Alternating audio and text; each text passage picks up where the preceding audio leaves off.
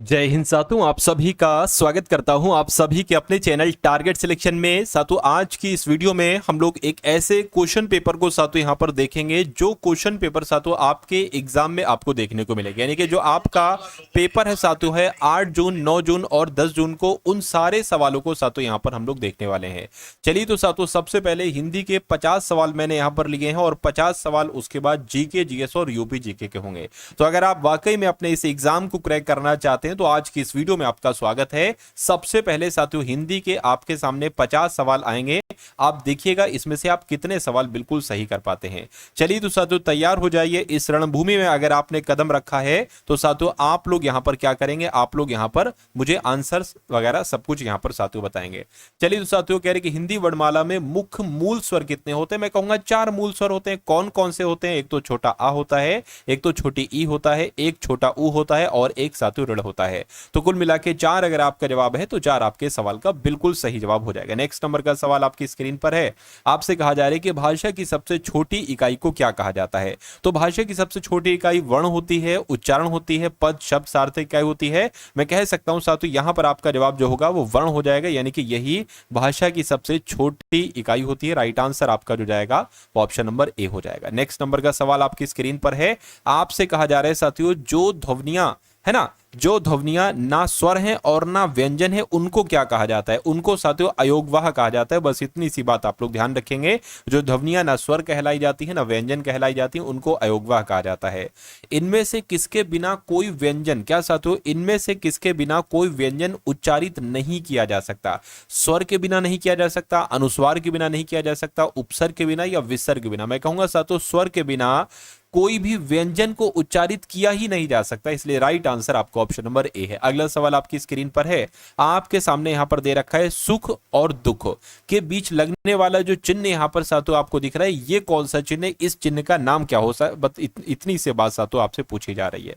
चलिए तो आप लोग सातों आंसर मुझे यहां पर देते जाइए कि कैसे क्या क्या आपके यहां पर आंसर्स आएंगे, है ना। और कुछ लोगों के आंसर यहां पर आ रहे हैं, जिसके रूपाली का, शिवपाल का, महीप का आंसर आ रहा है। चलिए देखिए, इसको योजक चिन्ह कहा जाता है। इसको योजक चिन्ह भी कहते हैं साथों और इसको संयोजक चिन्ह भी कहते हैं। तो कुछ भी आपके साथों एग्जाम में आ सकता है। योजक चिन्ह भी आ सकता है और संयोजक चिन्ह भी यहां पर आपसे पूछा जा सकता है। चलिए भाई, नेक्स्ट नंबर का सवाल अब आपकी स्क्रीन पर है। देखिए, हिंदी में आपको यूपी पुलिस कांस्टेबल में साथियों पूरे में से पूरे नंबर लाना है ना। पूरे नंबर में से साथियों अगर आप पूरे ले आते हैं तो आपका काम यहां पर साथियों बन जाएगा।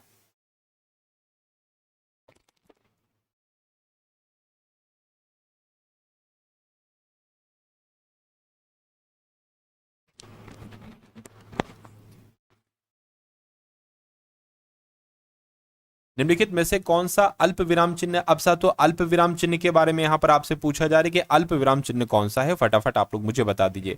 तो यहां पर आपको साथियों जो इस टाइप से दिख रहा है ना, ये क्या होता है? ये चिन्ह अल्प विराम चिन्ह कहलाया जाता है। आंसर आपका ऑप्शन नंबर सी होगा। नेक्स्ट नंबर का सवाल है करके, जहां वाक्य की गति अंतिम रूप ले ले, विचार के तार टूट जाएं, वहां किस चिन्ह का प्रयोग किया जाता है? ये बात आपसे पूछी जा रही है, किस चिन्ह का प्रयोग किया जाता है, ये आप लोग मुझे बताइए। चलिए साथियों, अगर आपने अभी तक इस वीडियो को लाइक नहीं किया है तो एक लाइक का बटन दबा दीजिए। और अगर चैनल पर आप लोग नए हैं और सिलेक्शन पाना ही पाना चाहते हैं साथियों, तो चैनल को भी तुरंत आप लोग सब्सक्राइब करके बेल आइकन पर क्लिक कर दीजिएगा। करके जहां वाक्य की गति अंतिम रूप ले ले और विचार के तार टूट जाएं, उसको, उसके बारे में आपसे यहां पर पूछा जा रहा है। उसको पूर्ण विराम कहा जाता है। पूर्ण विराम आपके सवाल का बिल्कुल सही जवाब हो जाता है। किसी की कही हुई बात को स्पष्ट करने के लिए वाक्य के अंत में किस चिन्ह का उपयोग किया जाता है? तो किस चिन्ह का उपयोग किया जाता है? मैं कहूंगा साथियों विवरण चिन्ह का उपयोग किया जाता है। विवरण चिन्ह आपके सवाल का बिल्कुल सही जवाब हो जाएगा। ठीक है, चलिए भाई।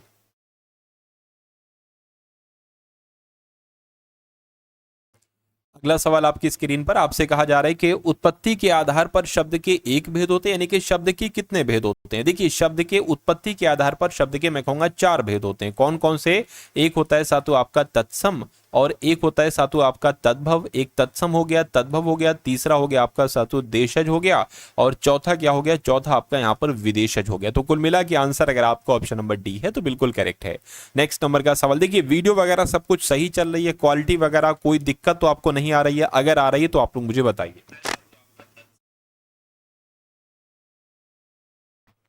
अब देखिए अगला सवाल आपकी स्क्रीन पर, आपसे कहा जा रहा है कि श्रृंगार शब्द का तद्भव रूप सातु क्या हो सकता है। तो श्रृंगार एक तत्सम शब्द है, इसका तद्भव रूप क्या हो जाएगा, सिंगार हो जाएगा, और सिंगार आपके सवाल का बिल्कुल सही जवाब हो जाएगा।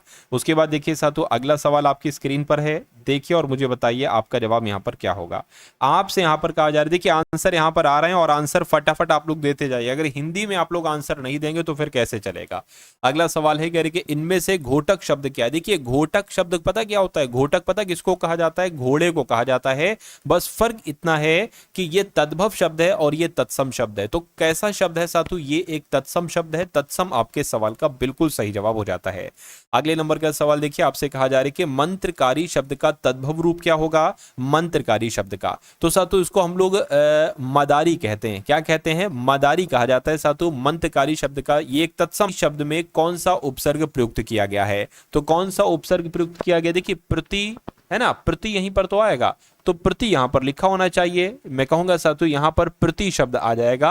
तो कुल मिला के साफ साफ दिख रहा है प्रति उत्पन्नमति में कौन सा उपसर्ग लगा हुआ है, मैं कहूंगा प्रति लगा हुआ है, लेकिन ऑप्शन में नहीं टाइप हो पाया। यहां प्रत्यय, तो शब्द के पहले अगर बात करते हैं तो उपसर्ग होता है और शब्द के अंत में क्या होता है, प्रत्यय होता है। आंसर आपको ऑप्शन नंबर बी हो जाएगा। उसके बाद देखिए अगला सवाल आपसे कहा जा रहा है कि प्राक्कथन शब्द में कौन सा उपसर्ग है, प्राक्कथन शब्द में। तो प्राक्कथन शब्द में अगर उपसर्ग अगर हम बात करें ना तो प्राक हो जाएगा, लेकिन उसमें हलंत भी आएगा। तो यहां पर हलंत लगना चाहिए, तो हलंत वाला प्राक आपके सवाल का बिल्कुल सही जवाब होगा। चलिए नेक्स्ट नंबर का सवाल आपकी स्क्रीन पर है कि प्रत्यय का प्रयोग इनमें से कहां किया जाता है। तो प्रत्यय का प्रयोग मैंने अभी आपको बताया था कि ये शब्द के बाद में किया जाता है, तो राइट आंसर आपका बी होना चाहिए। इनमें से लिंग की दृष्टि से कौन सा गलत है। तो गलत के बारे में आपसे साथियों पूछा जा रहा है, मुझे बता दीजिए। चलिए देखिए तनुज का तनुजा हो जाएगा, मैं कहूंगा बिल्कुल ये कुछ नहीं है। तनुज का तनुजा हो जाएगा लिंग, यानी कि ये पुल्लिंग है, ये स्त्रीलिंग है। चूहा का चूहिया हो जाएगा, ये पुल्लिंग है, ये स्त्रीलिंग है, बिल्कुल सही है। सांप का सापिन हो जाएगा, बिल्कुल सही है। बनिया का बनियान नहीं होगा, तो ये गलत है, गलत है, तो यही आपका जवाब हो जाएगा। निम्नलिखित में से किसके नाम प्राय पुल्लिंग होते हैं। तो किसके नाम प्राय पुल्लिंग होते हैं, क्या समुद्रों के नाम पुल्लिंग होते हैं, या भाषाओं के नाम पुल्लिंग होते हैं, नदियों के नाम या तिथियों के नाम। तो आपको यहाँ पर ध्यान रखना है, क्या ध्यान रखना है कि जो समुद्रों के नाम होते हैं साथू ये पुल्लिंग होते हैं, बाकी भाषाओं, नदियों और तिथियों के नाम स्त्रीलिंग होते हैं। नेक्स्ट नंबर का सवाल है कि निम्नलिखित में से किस विकल्प में सभी शब्द स्त्रीलिंग है। तो सभी शब्द साथू स्त्रीलिंग है, कौन सा आपको यहां पर कुल मिला के बताना है, फटाफट मुझे बता दीजिए।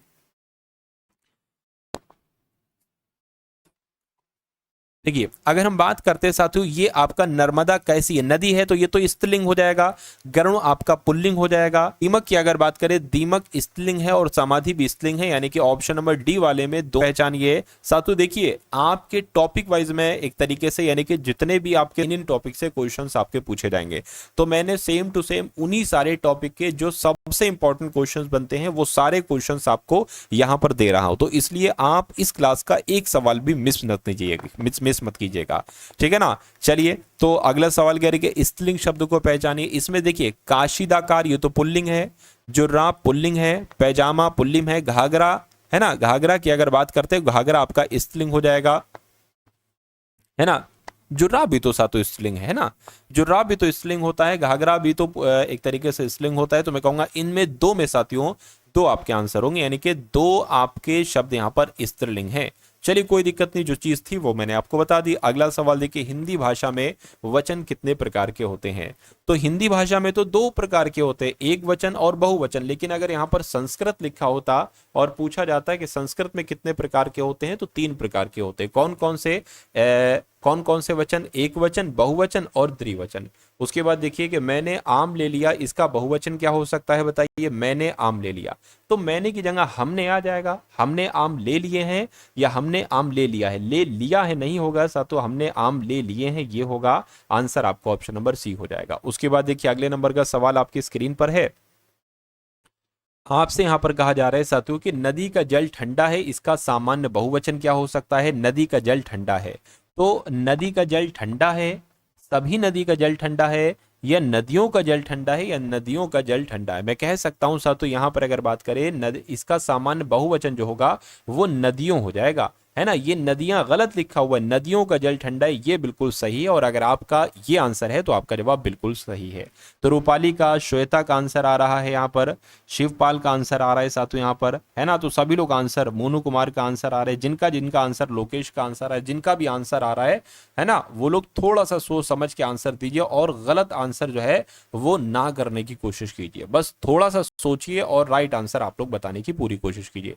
मेरे दोस्त के लिए चाय लाइए, इस वाक्य में कौन सा कारक है, इस वाक्य में कौन सा कारक है आपसे पूछा जा रहा है। देखिए, अगर कहीं पर आपसे कारक पूछा जाए और के लिए आ जाए कि मेरे दोस्त के लिए, या कुछ भी आ जाए, कुल मिला के लिए आ जाए, तो वहां पर कौन सा कारक होता है, संप्रदान कारक होता है। अगर लाइन में, पंक्ति में आ रहा है या पर आ रहा है तो वहां पर अधिकरण कारक होगा। अगर से आ रहा है तो वहां पर अपादान कारक होगा। अगर का, की आ रहा है तो वहां पर संबंध कारक होगा। लेकिन अगर के लिए आ रहा है तो वहां पर साथियों जो होगा आपका संप्रदान कारक होगा। आंसर आपको ऑप्शन नंबर डी हो जाएगा। अगला सवाल देखिए, हे ईश्वर दया करो, हे ईश्वर दया करो रेखांकित शब्द में कौन सा कारक है। तो मैं कहूंगा इसमें कौन सा कारक है, हे ईश्वर दया करो, संबोधन कारक है। बिल्कुल साथियों, संबोधन कारक है। आंसर आपका जो होगा वो ऑप्शन नंबर ए हो जाता है। अगला सवाल देखिए, मेरी गोद में बिल्ली है, इस वाक्य में कौन सा कारक है, मेरी गोद में बिल्ली है। अब देखिए, मैंने आपको यहां पर क्या बताया था, अगर किसी वाक्य में आ जाए और कारक पूछा जाए तो ऊपर देख लीजिए साथियों, में कहां पर है, में यहां पर है, तो कौन सा कारक होगा, अधिकरण कारक होगा। अब अधिकरण ऑप्शन में ढूंढिए कहां पर लिखा हुआ है, अधिकरण यहां ऑप्शन नंबर डी में लिखा हुआ है। तो में आ जाए और कारक पूछे तो वहां पर अधिकरण कारक होता है, ये आपको साथियों ध्यान रखना है। अगर से आ जाए तो अपदान कारक होगा, अगर को आ जाए तो साथियों कर्म कारक होगा, अगर के लिए आ जाए तो वहां पर साथियों संप्रदान कारक होगा। ये चीजें आप लोग याद रखेंगे। नेक्स्ट नंबर का सवाल है साथियों, वीडियो को लाइक कर दीजिए अगर आपने अभी तक इस वीडियो को यहां पर लाइक नहीं किया है। राम का भाई भरत है, इस वाक्य में कौन सा कारक है मुझे बताइए। देखिए, अभी मैंने आपको बताया था अगर किसी वाक्य में का आ जाए, की आ जाए, तो वहां पर कौन सा कारक होता है, संबंध कारक होता है। तो राम का भाई भरत है, इसमें कौन सा कारक होगा, संबंध कारक होगा। अगला देखिए, भारत में हिंदी किस वर्ग के अंतर्गत आती है। तो किस वर्ग के अंतर्गत आती है आपसे पूछा जा रहा है, तो ये राजभाषा है साथियों। भारत में जो हिंदी है ये क्या है, ये राजभाषा है। आंसर आपको ऑप्शन नंबर ए होगा। हिंदी भाषा कौन सी लिपि में लिखते हैं, तो कौन सी लिपि में लिखते हैं, सौराष्ट्री, ब्राह्मी, गुरुमुखी, देवनागरी। तो देवनागरी लिपि में लिखी जाती है साथियों। अगला देखिए, भारतीय संविधान के किस भाग में राजभाषा का प्रावधान है। तो भारतीय संविधान के किस भाग में राजभाषा का प्रावधान है, मैं कहूंगा भाग 17 में राजभाषा का प्रावधान है। ये क्वेश्चन साथियों इंपॉर्टेंट है, आप लोग याद रखेंगे।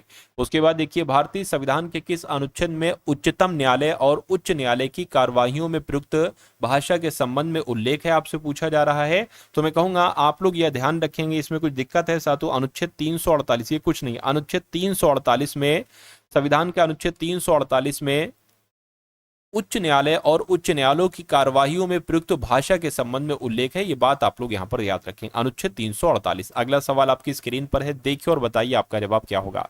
लेकिन उससे पहले मैं आपको एक चीज बता देना चाहता हूं कि अगर आप लोग साथियों यूपी पुलिस कांस्टेबल के एग्जाम को 100% क्रैक करना चाहते हैं तो आप कैसे करेंगे ये मैं आपको बता रहा हूं। देखिए, आपको पहली पीडीएफ दी जा रही है साथियों, क्या, प्रीवियस ईयर पेपर की। क्योंकि अगर आप सिलेक्शन लेना चाहते हैं और आपने यूपी पुलिस कांस्टेबल के प्रीवियस ईयर क्वेश्चन पेपर नहीं देखे हैं कि उनमें किस टाइप के सवाल आए हैं, तो बिल्कुल बेकार है तैयारी करना। तो पहली देखिए, पिछली सालों में जो 2024 में जितने भी आपके पेपर हुए उन सारे पेपर का सॉल्यूशन आपको दिया जा रहा है। हिंदी के हर क्वेश्चन के नीचे उसका सॉल्यूशन होगा, रीजनिंग का हर क्वेश्चन के नीचे उसका सॉल्यूशन, मैथ, जीके, जीएस सब कुछ। उसके अलावा साथियों आपको रीजनिंग और मैथ में एक अच्छा स्कोर करने के लिए कुछ क्वेश्चंस की पीडीएफ तैयार की गई है, इसको आप लोग जरूर देखिएगा। उसके अलावा साथियों आपको जीके की पीडीएफ और करंट अफेयर की पीडीएफ दी जा रही है, यानी कि आपको सारा कुछ कंप्लीट करके साथियों दिया जा रहा है सिर्फ और सिर्फ 45 रुपीज में। मेरा मानना है कि अगर आप वाकई में इस एग्जाम को क्रैक करना चाहते हैं तो इन पीडीएफ को एक बार सरसरी निगाहों से अगर आप देख लेंगे तो ये पेपर आपका बहुत आराम से क्रैक हो जाएगा। तो डिस्क्रिप्शन में लिंक है यूपी पुलिस कांस्टेबल पीडीएफ का, उस लिंक पर आप क्लिक करेंगे तो वहां से आप इस 45 का पेमेंट करके इस पीडीएफ को जरूर प्राप्त कर लीजिएगा। चलिए, तो सन्मार्ग शब्द यहां पर आ गया है, आपसे पूछा जा रहा है इसमें कौन सी संधि है। तो मैं कहूंगा इसमें व्यंजन संधि है। इसमें कौन सी संधि, व्यंजन संधि, और सत धन मार्ग इसका संधि विच्छेद बन जाएगा। भगवत गीता का संधि विच्छेद क्या होगा, अगर भगवत गीता का आप संधि विच्छेद करेंगे तो भगवत अलग हो जाएगा और गीता अलग हो जाएगा, यानी कि आंसर आपका ऑप्शन नंबर सी हो जाता है। चलिए, सर क्लास कब तक चलेगा? देखिए अभी 50 सवाल हिंदी के देखेंगे, उसके बाद 50 सवाल जीके जीएस के देखेंगे, कुल मिला के लगभग 100 सवालों को यहाँ पर हम लोग देखेंगे, ठीक है ना। चलिए तो और 10 मिनट और आप देख लीजिए, 10-15 मिनट बस। सूर्योदय यहाँ पर आपको एक शब्द दे रखा है और आपसे पूछा जा रहा है कि इसमें कौन सी संधि इस्तेमाल की गई है। तो इसका अगर संधि विच्छेद करेंगे तो क्या करेंगे साथियों, सूर्य अलग हो जाएगा और उदय अलग हो जाएगा, तो सूर्य धन उदय, तो इसका संधि विच्छेद बनेगा। लेकिन कौन सी संधि है, मैं कहूंगा इसमें गुण संधि। अगर आपको ऐसी एक मात्रा देखने को मिले या ऐसी एक मात्रा देखने को मिले उसमें पूछा जाए संधि कौन सी, तो वहां पर गुण संधि होती है। उसके बाद देखिए जिस समास का पूर्व पद यानी कि पहला पद प्रधान होता है वो कौन सा उसमें समास होता है, तो उसमें साथियों अव्ययी भाव समास होता है। अगर मैं आपको ट्रिक बताऊं कि जैसे कि अगर किसी भी शब्द का पहला पद प्रति आ जाए, जैसे कि यहां पर आया हुआ है, तो वो उसमें आपका अव्ययी भाव समास होगा। अगर आप पहला पद यथा आ जाए या पहला पद अनु आ जाए तो अव्ययी भाव समास होगा। पहला पद अगर बड़ा आ जाए तो अव्ययी भाव समास होगा।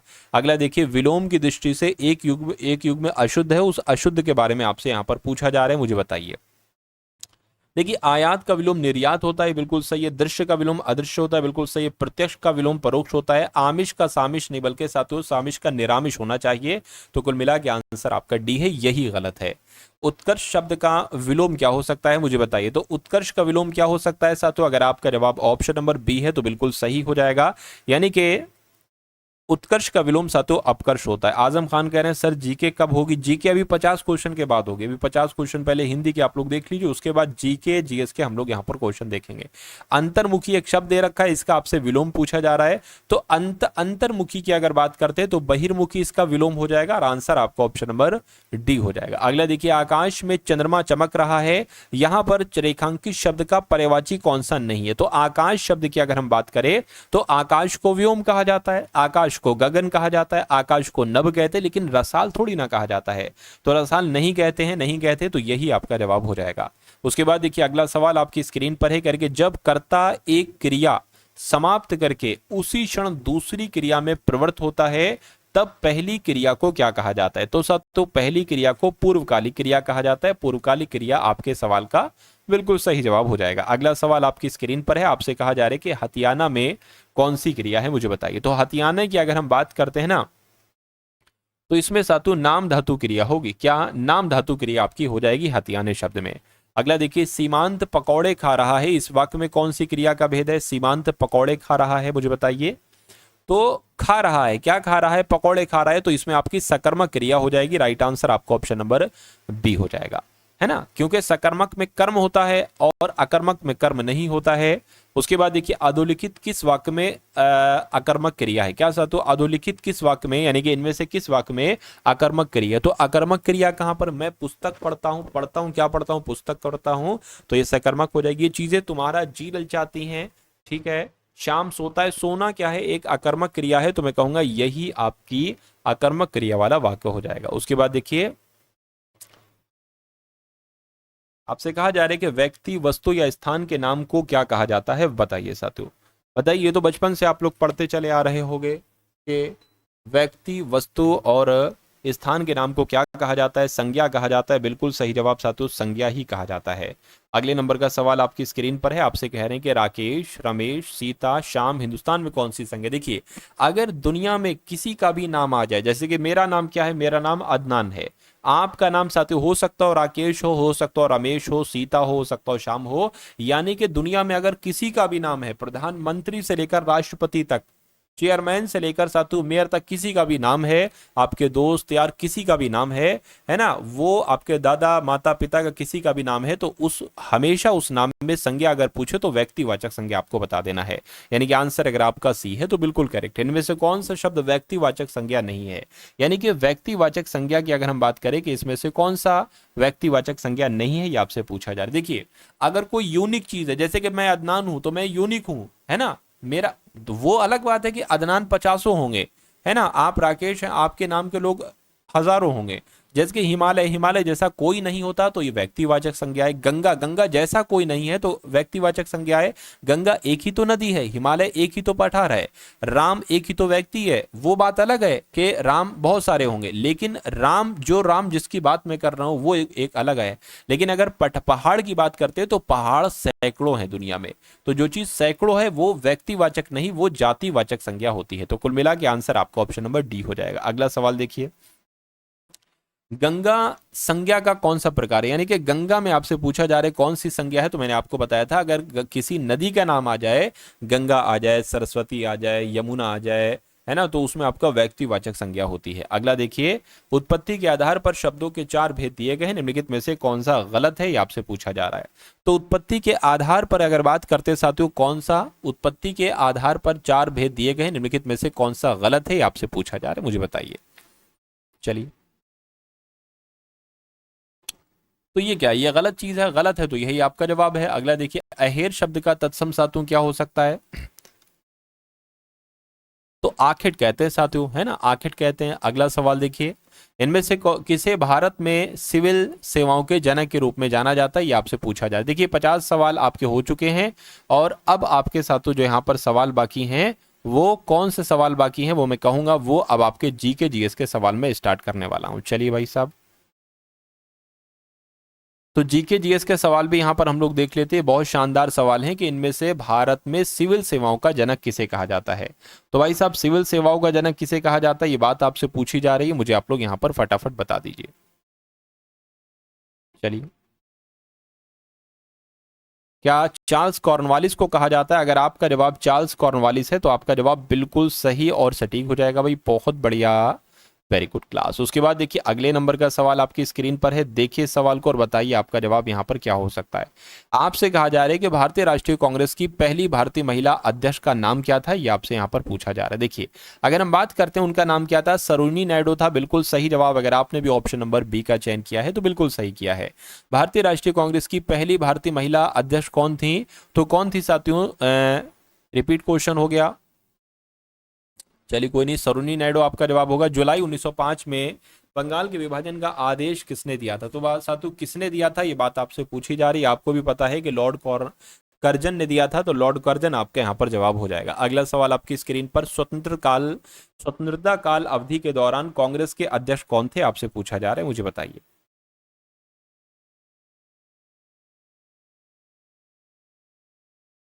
चलिए सर, तो क्या आपके सवाल का जवाब हो सकता है, फटाफट आप लोग मुझे बता दीजिए। तो आपका जवाब अगर जे बी कृपलानी है तो आपका जवाब बिल्कुल सही है। स्वतंत्रता काल अवधि के दौरान कांग्रेस के अध्यक्ष जे बी कृपलानी थे। होम रूल लीग आंदोलन के संस्थापक कौन थे, तो होम रूल लीग आंदोलन के संस्थापक कौन थे साथ, तो एनी बेसेंट थे। एनी बेसेंट आपके सवाल का जवाब है। इनमें से कौन सी ब्रिटिश भारत की राजधानी थी, 1773 से 1911 तक की बात चल रही है, तो उस समय सातों कलकत्ता ये ब्रिटिश भारत की राजधानी थी। उसके बाद देखिए अगले नंबर का सवाल है, पाकिस्तान नाम के बारे में पूछा जा रहा है कि पाकिस्तान नाम किस वर्ष में गढ़ा गया, तो 1933 में साथियों पाकिस्तान नाम गढ़ा गया, ये बात भी आप लोग यहां पर याद रखेंगे। अगला सवाल देखिए, सीधी कार्यवाही दिवस यानी कि डायरेक्ट एक्शन डे की घोषणा किसने की थी, तो किसने की थी आपसे पूछा जा रहा है। मैं कहूंगा साथियों मोहम्मद अली जिन्ना ने की थी सीधी कार्यवाही दिवस की घोषणा। उसके बाद देखिए, विपिन चंद्रपाल सहित 3 लोकप्रिय स्वतंत्रता सेनानी यानी कि लाल बाल पाल के रूप में जाने जाते हैं, उनमें से 2 अन्य कौन है। तो अगर बात करते हैं साथियों पाल की, अगर बात करते हैं तो विपिन चंद्र पाल हो गए, लेकिन लाल और बाल ये 2 कौन व्यक्ति हैं, इन दोनों का नाम आपसे पूछा जा रहा है। एक तो बाल से बाल गंगाधर तिलक हो जाएंगे और लाल से लाला लाजपत राय हो जाएंगे, और ऐसे कहां पर ऑप्शन में लिखे हुए हैं बाल, है ना, और लाल तो ऑप्शन नंबर बी में लिखे हुए, तो जिनका आंसर ऑप्शन नंबर बी है तो बिल्कुल करेक्ट हो जाएगा। तो मोनू कुमार, लक्ष्मी चौधरी, शिवपाल, उसके अलावा साथियों बादल राज, इकरा, श्वेता का आंसर आ रहा है, रूपाली का आंसर आ रहा है, सभी का आंसर बिल्कुल सही जा रहा है। अगला देखिए, जलियांवाला बाग हत्याकांड के लिए जिम्मेदार जनरल डायर की हत्या इनमें से किसने की थी, तो जनरल डायर की हत्या किसने की थी साथियों, उधम सिंह ने की थी, यानी कि सरदार उधम सिंह ने ही जलियांवाला बाग हत्याकांड के लिए जिम्मेदार जनरल डायर की हत्या की थी, यानी कि ऑप्शन आपका बी हो जाता है। अगला सवाल आपकी स्क्रीन पर है, कह रहे कि भगत सिंह और बटुकेश्वर दत्त ने दिल्ली केंद्रीय विधानसभा में स्मोक बम फेंके थे, वे किसका विरोध कर रहे थे? तो वो उस समय साथियों trade dispute bill and public safety bill का विरोध कर रहे थे। आंसर आपको ऑप्शन नंबर सी हो जाता है। किस क्रांतिकारी ने खुद से मौत को गले लगाया? यानी कि मैं कहूंगा साथियों 17 साल की अगर बात करते, किस क्रांतिकारी ने खुद से मौत को गले लगाया? ये बात आपसे यहां पर पूछी जा रही है, मुझे बताइए।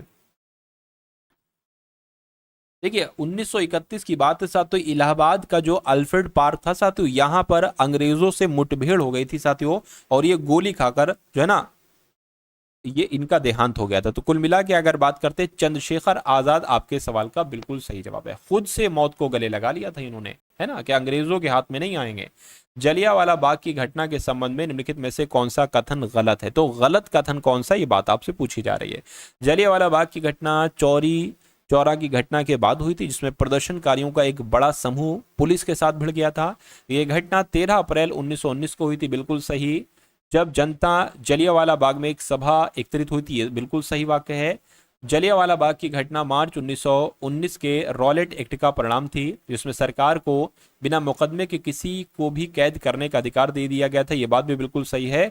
ब्रिगेडियर जनरल डायर ने बिना किसी को सूचित किए एकत्रित लोगों पर गोलियां चलवा दी थी, ये भी बिल्कुल सही है। तो इसमें से गलत कौन सा है? मैं कहूंगा गलत आपका यहाँ पर जो है ना वो ऑप्शन नंबर ए वाला है। तो ऑप्शन नंबर ए आपके सवाल का जो होगा वो बिल्कुल सही और सटीक जवाब हो जाएगा, ठीक है ना। चलिए उसके बाद देखिए साथियों, रॉलेट एक्ट 1919 इनमें से किसे शामिल किया गया था? तो साथियों किसे शामिल किया गया था, ये बात आपसे पूछी जा रही है। तो भारतीय वस्तुओं पर प्रतिबंध को, सुनवाई के बिना अनिश्चितकालीन हिरासत एवं प्रेस की सेंसरशिप को। मैं कहूंगा आपका जवाब जो होगा साथियों वो ऑप्शन नंबर किसके साथ जाएगा? ऑप्शन नंबर बी के साथ जाएगा। उसके बाद देखिए असहयोग और खिलाफत आंदोलन कब शुरू हुआ, ये आपसे पूछा जा रहा है। ये कब शुरू हुआ? तो ये 1920 में शुरू हुआ, 1920 आपके सवाल का जवाब होगा। उसके बाद देखिए भारत में खिलाफत आंदोलन के बारे में क्या सही है? तो भारत में खिलाफत आंदोलन के बारे में क्या सही है? यह पाकिस्तान की मांग का एक आंदोलन था, यह भारत में मुगल शाही परिवार को पुनः बहाल करने के लिए आंदोलन था, यह तुर्की के सुल्तान के समर्थन में आंदोलन था। बिल्कुल सही जवाब, खिलाफत आंदोलन के बारे में जो बात सही है, यह तुर्की के सुल्तान के समर्थन में एक आंदोलन था। आंसर आपका ऑप्शन नंबर सी होगा। चलिए साथ उसके बाद देखिए अगला सवाल, निम्नलिखित में से कौन 1923 में गठित स्वराज पार्टी के संस्थापक सदस्यों में से एक था? तो किसकी बात चल रही है? चितरंजन CR दास की बात चल रही है। बात आप लोग यहां पर साथियों ध्यान रखेंगे, ठीक है ना। चलिए चितरंजन दास आपके सवाल का जवाब होगा, यानी कि स्वराज पार्टी की स्थापना 1923 में हुई थी मोतीलाल नेहरू के द्वारा और चितरंजन दास के द्वारा, CR दास के द्वारा। आंसर आपका ऑप्शन नंबर ए होगा। उसके बाद देखिए अगला सवाल आपकी स्क्रीन पर है, कह रही कि अली बंधु, शौकत अली और मोहम्मद अली के द्वारा भारत में किस आंदोलन की शुरुआत की गई थी? तो खिलाफत आंदोलन की शुरुआत साथियों इन तीनों के द्वारा ही इनके द्वारा ही की गई थी, अली बंधु, शौकत अली और मोहम्मद अली के द्वारा। उसके बाद देखिए निम्नलिखित में से किस आंदोलन का आरंभ दांडी यात्रा से हुआ था? तो दांडी यात्रा से हुआ था, ये बात आपसे पूछी जा रही है।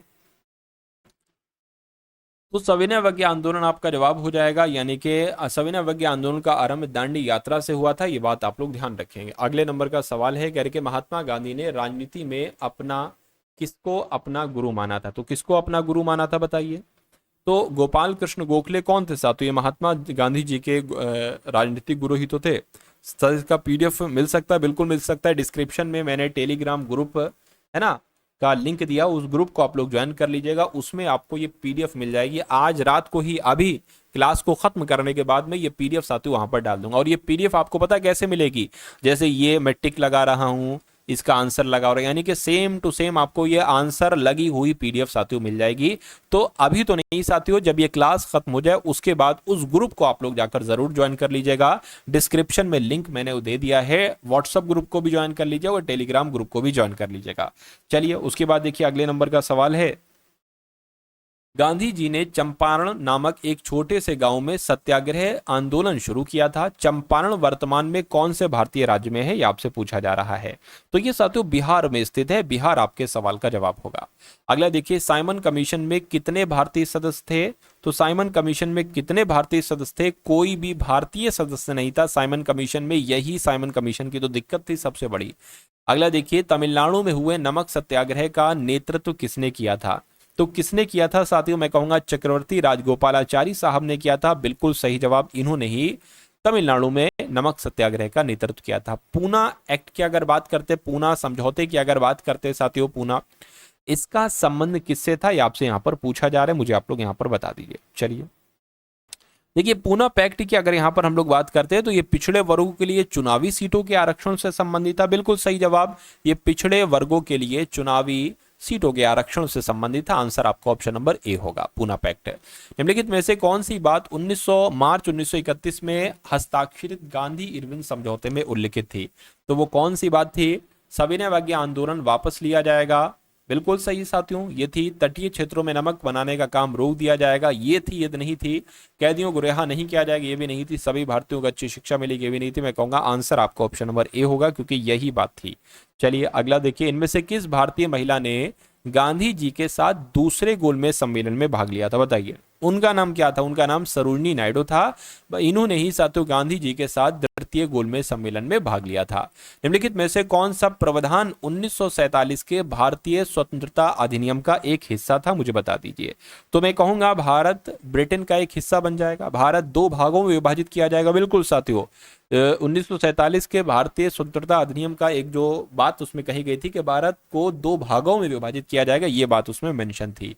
भारत छोड़ो आंदोलन 1942 में महात्मा गांधी जी के द्वारा दिए गए नारे के साथ शुरू किया गया था। यानी कि कौन से नारे के साथ शुरू किया गया था? करो या मरो नारे के साथ शुरू किया गया था। भारत छोड़ो आंदोलन 1942 में शुरू किया था, गांधी जी के द्वारा ही शुरू किया गया था। अगला देखिए, अगला सवाल आपकी स्क्रीन पर है, देखिए और बताइए आपका जवाब क्या है। सर टेलीग्राम ग्रुप कहां पर है? डिस्क्रिप्शन में साथियों आपको टेलीग्राम ग्रुप मिलेगा। आपको एमओआर मोर दिख रहा होगा साथियों, वहां पर जब आप उस पर क्लिक करेंगे तो वहां पर आपको टेलीग्राम ग्रुप दिख जाएगा।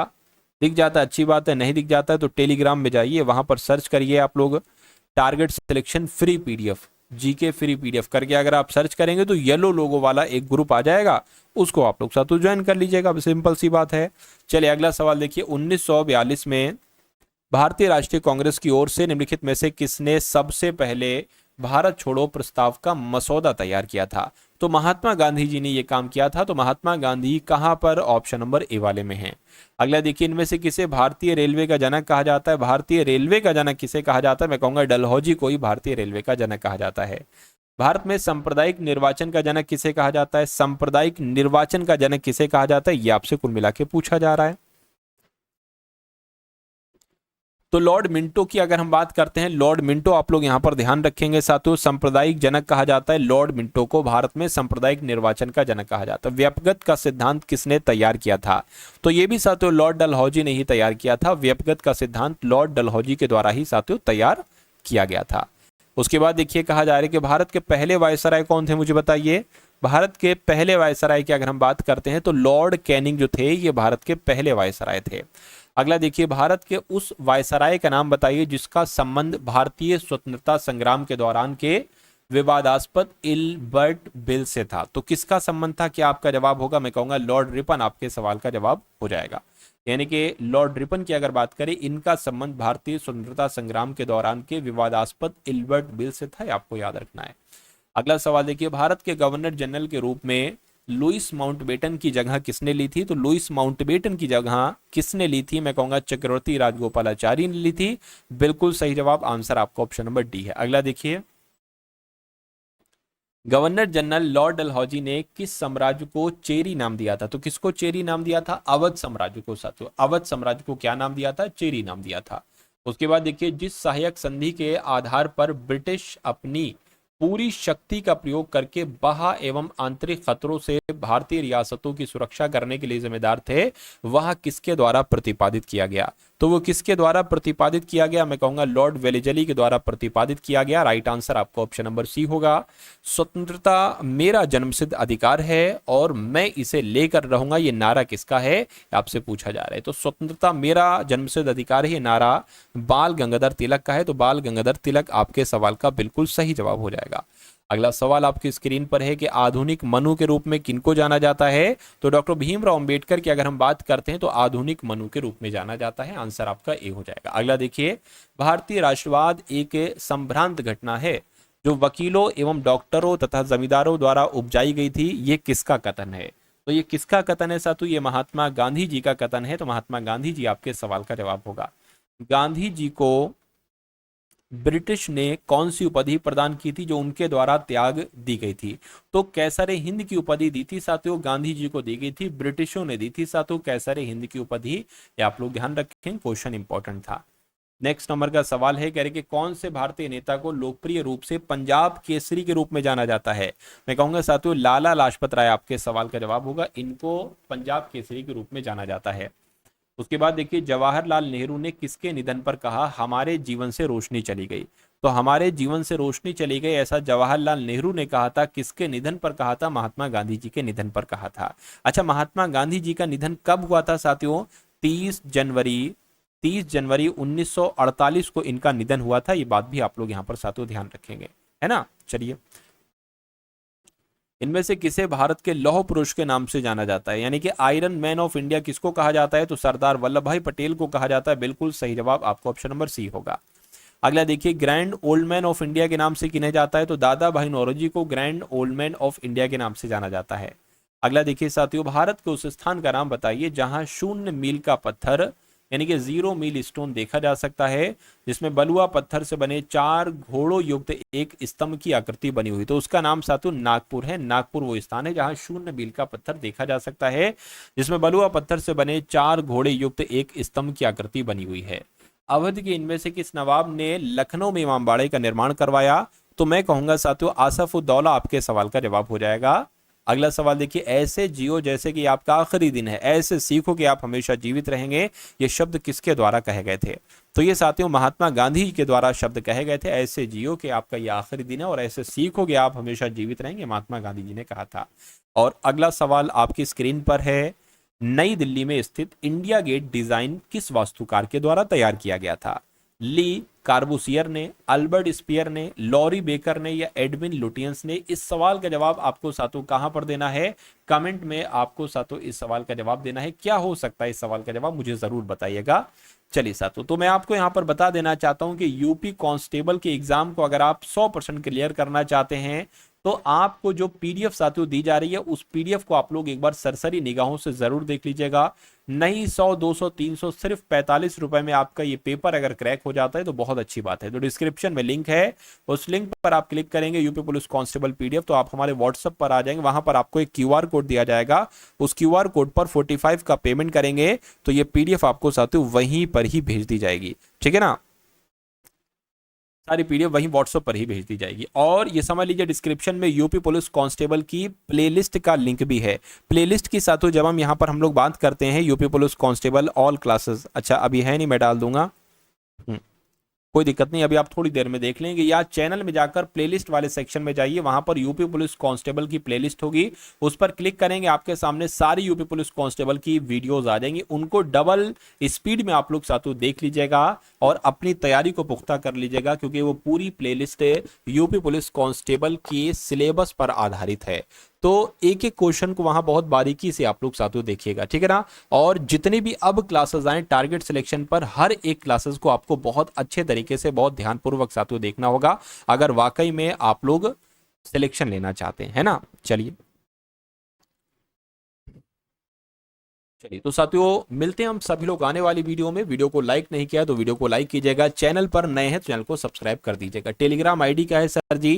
टेलीग्राम आईडी ये डिस्क्रिप्शन में मौजूद है, वरना आप ये डाल लीजिए टारगेट सिलेक्शन फ्री जी के पीडीएफ डालेंगे तो साथियों आ जाएगा, है ना। मैसेज आप कर दीजिएगा, आपको दे दी जाएगी पीडीएफ। चलिए तो मिलते हैं हम सभी लोग आने वाली वीडियो में। जय हिंद साथियों।